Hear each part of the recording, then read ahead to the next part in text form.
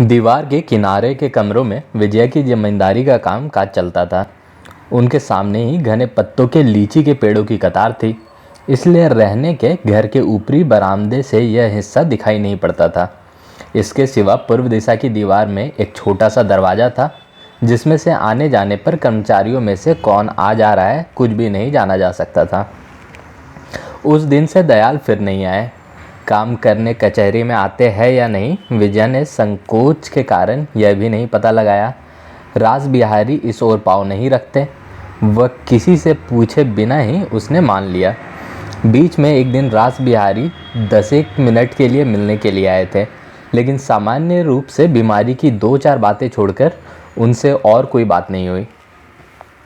मनुष्य के मन की बात तो अंतर्यामी ही जाने। जो प्रसन्नता और सहृदयता लेकर उस दिन रासबिहारी पुत्र के विरुद्ध वकालत कर गए थे, किसी अनजाने कारण से उनके विचार बदल गए हैं, यह निश्चित समझकर विजया उद्विग्न हो उठी। उसके दिन अतृप्ति और अशांति में ही कट रहे थे। इसी तरह कई दिन बीत गए। तीसरे पहर विजया अपने घर के पास नदी के किनारे टहल आने के लिए अकेली बाहर निकल रही थी कि वृद्ध नायक कुछ बही खाते बगल में दबाए सामने आ खड़े हुए और भक्ति भाव से प्रणाम करके बोले, कहाँ जा रही है माँ? कन्हैया सिंह कहाँ है? विजया ने हंसकर कहा, बस नदी किनारे टहलने जा रही हूँ। दरबान की जरूरत नहीं है, क्या आपको मेरी कोई आवश्यकता है? नायक ने कहा, हाँ थोड़ा सा काम था, लेकिन कल हो जाएगा। वह जाने लगा तो विजया ने दोबारा हंसकर पूछा, अगर थोड़ा सा ही काम है तो आज ही बताइए। इतने बही खाते लेकर कहाँ जा रहे हैं? आपके पास ही आया हूँ। पिछले वर्ष का हिसाब तैयार हो गया है, देखकर इस पर दस्तखत कर दीजिए। इसके सिवा छोटे बाबू ने हुक्म दिया है कि चालू वर्ष के रोजाना के जमा खर्च पर भी आपकी बही लेनी चाहिए। विजया हैरान होकर लौट आई और बाहर के कमरे में आकर बैठ गई। नायक ने बही खाते टेबल पर रख दिए। जब वह बही खोलने लगा तो विजया ने पूछा, यह हुक्म छोटे बाबू ने कब दिया? आज ही सवेरे दिया है। आज सवेरे वह आए थे। वह तो रोज ही आते हैं। इस समय कचहरी में है। नायक ने गर्दन हिलाकर कहा, मुझे भेजकर वह अभी अभी गया है। उस दिन का हंगामा किसी भी कर्मचारी से छिपा नहीं था। नायक ने विजया की बात का संकेत समझकर धीरे धीरे सारी बातें बताईं। विलास बिहारी रोजाना ठीक 11 बजे कचहरी आ जाते हैं। किसी से कोई विशेष बातचीत नहीं करते, एकाग्रता से काम करके 5 बजे घर लौट आ जाते हैं। दयाल बाबू को तब तक के लिए छुट्टी दे दी गई है जब तक उनकी पत्नी ठीक ना हो जाए। विजया ने लज्जित मुंह से चुपचाप सारी कहानी सुनकर समझ लिया कि विलास ने नए नियम अत्यंत अभिमान के कारण या नाराजगी के कारण ही जारी किए हैं। वह बोली, इन्हें रहने दीजिए, कल सवेरे आकर मेरे दस्तखत ले जाइएगा। नायक को विदा करके वह वहीं चुपचाप बैठी रही। बाहर दिन का प्रकाश धीरे धीरे मध्यम होने लगा। पड़ोसियों के घरों के शंखों की ध्वनि से संध्या का शांत आकाश गूंज उठा। जब बैरा हाथ में दीपक लिए कमरे में घुसा तो अंधेरे में मालकिन को अकेला बैठा देखकर चौंक उठा। विजया लजाकर उठ खड़ी हुई और फिर जैसे ही बाहर आई चकित रह गई, क्योंकि जिसे उसने अपनी आंखों से देखा वह उसकी कल्पना से भी परे था। क्या वह किसी कारण से या किसी छल से भी इस मकान में पैर रख सकता है? फिर भी उस धुंधले अंधेरे में उसे स्पष्ट दिखाई दिया कि उस दिन के उस साहब ने हैट सहित लगभग 6.5 फुट लंबे शरीर के साथ गेट के अंदर प्रवेश किया है और साधारण बंगाली से कम 2.5 गुने लंबे डग भरता हुआ इसी ओर आ रहा है।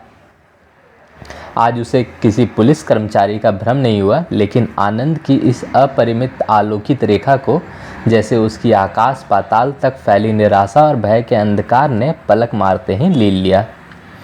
वृक्ष लताओं से घिरे टेढ़े तिरछे रास्ते से उसकी देह अवश्य अदृश्य होने लगी, लेकिन रास्ते के कंकड़ों से उसके जूते की आवाज़ निरंतर निकट आने लगी। विजया ने मन ही मन सोचा कि उसे आदर सहित बैठना भारी अन्याय है, लेकिन दरवाजे के बाहर से उपेक्षा सहित विदा कर देना भी तो कठिन है। इस संकटपूर्ण स्थिति से छुटकारा पाने का कोई उपाय नहीं सूझा जब रास्ते के मोड़ पर कामिनी के वृक्ष के पास वह लंबी सरल सुंदर देह उसके सामने आ गई। वह मुड़कर तेजी से अपने कमरे में चली गई। वृद्ध नायक अपनी धुन में जा रहा था। साहब को देखकर घबरा उठा, लेकिन साहब के प्रश्न से उसने उन्हें पहचान लिया और तब इत्मीनान और निर्भय होकर उत्तर दिया, हाँ वह बाहर की बैठक में ही है। इसके बाद वह चला गया। विजया ने प्रश्न और उत्तर दोनों ही सुने। पल भर बाद ही कमरे में पहुंचकर नरेंद्र ने नमस्कार किया। उसने छड़ी और टोपी टेबल पर रखकर हंसते हुए कहा, मैं देखता हूँ मेरी दवा का आश्चर्यजनक फल हुआ है। वाह। विजया ने सोचा था कि वह आंखें उठाकर नरेंद्र को देख नहीं सकेगी, उसके प्रश्न का भी उत्तर ना दे पाएगी, लेकिन उसकी आवाज़ सुनते ही विजया की दुविधा और संकोच ही इंद्रजाल की तरह गायब नहीं हो गया, बल्कि उसके हृदय के अंधेरे अनजाने कोने में वीणा के तारों पर जैसे बिना जाने किसी ने उंगली फेर दी। पल भर में ही विजया सब कुछ भूलकर बोल उठी, किस तरह जाना? मुझे देखकर या किसी से सुनकर? नरेंद्र बोला, सुनकर क्यों? अपने क्या दयाल बाबू से सुना नहीं कि मेरी दवा खानी भी नहीं पड़ती, केवल प्रिस्क्रिप्शन के ऊपर एक बार आंखें फिराकर उसे फाड़कर फेंक देने से ही आधा आराम हो जाता है। और अपने इस मजाक से खुश होकर अपने ठहाके से सारा कमरा हिला दिया। विजया ने समझा दयाल से सब कुछ सुनकर आज वह मजाक उड़ाने आए हैं, इसलिए इस असंगत ठहाके से असंतुष्ट होकर ताना मारते हुए उसने कहा, ओह इसलिए शायद बाकी आधा अच्छा करने के लिए दया करके फिर दया लिख देने आए हैं। ताना सुनकर नरेंद्र की हंसी थम गई। उसने कहा, सच कहता हूँ यह अच्छा तमाशा हुआ। विजया ने कहा, इसलिए जान पड़ता है इतने खुश हो रहे हो। नरेंद्र का चेहरा गंभीर हो गया। उसने कहा, खुश हुआ हूँ? बिल्कुल नहीं। यह बात अस्वीकार तो अवश्य नहीं कर सकता कि सुनते ही पहले थोड़ी सी खुशी हुई, लेकिन उसके बाद दुख हुआ। यह सच है कि विलास बाबू का मिजाज उतना अच्छा नहीं है, अकारण नाराज होकर दूसरे का अपमान कर बैठते हैं, लेकिन इसलिए आप भी असहिष्णु बनकर उनसे अपमान की बातें कर बैठे, यह भी तो अच्छा नहीं है। सोच कर देखिए, बात खुलने पर भविष्य में कितनी बड़ी लज्जा और दुख का कारण बन जाएगी। मेरा विश्वास कीजिए। यह सुनकर मुझे वास्तव में बहुत दुख हुआ, मेरे कारण आप लोगों में इस प्रकार की एक अप्रीतिकर घटना घट जाने से। इस व्यक्ति के हृदय की पवित्रता से मन ही मन मुग्ध हो उठी, फिर भी परिहास के अंदाज में बोली, लेकिन हंसी भी तो रोक नहीं पा रहे हैं, कहकर वो स्वयं भी हंस पड़ी। नरेंद्र ने अत्यंत गंभीर होकर कहा, आप बार बार ऐसा क्यों सोचती है? सचमुच ही मैं बहुत दुखी हुआ हूँ, लेकिन उस समय आप लोगों के संबंध में कुछ भी नहीं जानता था। थोड़ी देर चुपचाप रहकर उसने कहा, उस दिन ही नीचे उनके पिताजी ने सारा हाल सुनाकर कहा था कि यह सब ईर्ष्या की करामात है। दयाल बाबू ने भी कल यही कहा। सुनकर मुझे कितनी लज्जा महसूस हुई कह नहीं सकता, लेकिन मैं यह भी तो नहीं सोच पाता कि इतने लोगों में से मुझसे ही ईर्ष्या करने योग्य क्या है। आप लोग ब्रह्म समाजी है, आवश्यकता पड़ने पर सभी से बातें करती है, मुझसे भी की है, इसमें उन्हें क्या दोष दिखाई दिया मैं तो अब तक नहीं खोज पाया। जो भी हो आप लोग मुझे क्षमा कीजिएगा और अपनी भाषा में उसे क्या कहते हैं, अभिनंदन आप लोगों को किए जा रहा हूँ। आप लोग सुखी हो। विजया ने महसूस किया कि उसने उसके दिन के अपने आचरण का उल्लेख करके भी अपने आचरण की ओर हल्का सा भी इशारा नहीं किया, लेकिन उसकी अंतिम बात से विजया की आंखें छलक उठी। गर्दन घुमाकर उसने किसी तरह आंसू संभाले। उत्तर की प्रतीक्षा किए बिना ही नरेंद्र ने पूछा, अच्छा यह तो बताइए उस दिन कालीपद के साथ माइक्रोस्कोप स्टेशन पर क्यों भेजा था? विजया ने रुंधा गला साफ करके कहा, अपनी चीज़ आपने खुद ही तो वापस लेनी नहीं चाहिए थी। नरेंद्र बोला, यह ठीक है, लेकिन कीमत की बात तो उसके द्वारा आपने कहला नहीं भेजी थी। ऐसी दशा में तो मेरा विजया हाँ नहीं कहला भेजी थी। बुखार के कारण मुझसे भूल हो गई, लेकिन इस भूल का दंड भी तो आपने कुछ कम नहीं दिया। नरेंद्र ने लज्जित होकर कहा, लेकिन कालीपद ने कहा। विजय जल्दी से बोली, सो मैंने सुना है, उसने कुछ भी कहा हो, लेकिन आपने इस बात पर विश्वास कैसे कर लिया कि आपको उपहार देने की गुस्ताखी मुझसे हो सकती है? और अगर वह सचमुच ही की हो तो उसका दंड स्वयं क्यों नहीं दिया? नौकर के द्वारा क्यों अपमान किया? आपका मैंने क्या बिगाड़ा था? कहते कहते ही उसका गला रुंध गया। नरेंद्र ने लज्जा और आश्चर्य से विजया के मुंह की ओर देखा। वह गर्दन घुमाकर खिड़की के बाहर ताक रही है। उसके मुंह पर नज़र नहीं पड़ी केवल उसके गले की हीरे की कंठी के थोड़े से भाग पर। दीपक के प्रकाश से उससे विचित्र रश्मियां फूट रही थी। दोनों कुछ देर चुप रहे। फिर नरेंद्र ने दुखी स्वर में धीरे धीरे कहा, यह मैं तभी समझ गया था कि मैंने ठीक नहीं किया, लेकिन गाड़ी उस समय छूट चुकी थी। कालीपद का दोष क्या था? उस पर मेरा नाराज होना किसी तरह भी उचित नहीं हुआ। थोड़ा सा चुप रहकर फिर कहा, देखिए, मैं अच्छी तरह जान गया हूँ कि यह ईर्ष्या कितनी बुरी चीज़ है। वह अपनी धुन में केवल बढ़ती ही नहीं जाती, छूत की बीमारी की तरह दूसरों पर भी आक्रमण किए बिना नहीं रहती। मैं अच्छी तरह जानता हूँ कि मुझसे ईर्ष्या करने के समान भ्रम विलास बाबू को और कुछ हो ही नहीं सकता। उनके पिताजी ने भी उसके लिए लज्जा और दुख प्रदर्शित किया, लेकिन आप सुनकर शायद आश्चर्य करेंगी कि मुझसे भी उस समय कुछ कम भूल नहीं हुई। विजया ने मुंह फिराकर पूछा, आपकी भूल कैसी? नरेंद्र ने सहज और स्वाभाविक स्वर में उत्तर दिया, मेरा अकारण अपमान करने के कारण आप वास्तव में दुखी हुई थी। आपको बातें सुनकर उस समय सभी ने यह समझ लिया था। इसके बाद रासबिहारी बाबू ने जब नीचे जाकर अपने लड़के की इस ईर्ष्या की बात चलाकर मुझे दुख करने को मना किया, तब सहसा मेरा दुख जैसे और भी बढ़ गया। मेरे मन में फिर कर यही आने लगा कि निश्चय ही कुछ ही कारण है, अन्यथा कोई किसी से ईर्ष्या नहीं करता। आपसे सच कह रहा हूँ कि उसके बाद 8-10 दिन तक निरंतर मैं आपके बारे में ही सोचता रहा हूँ।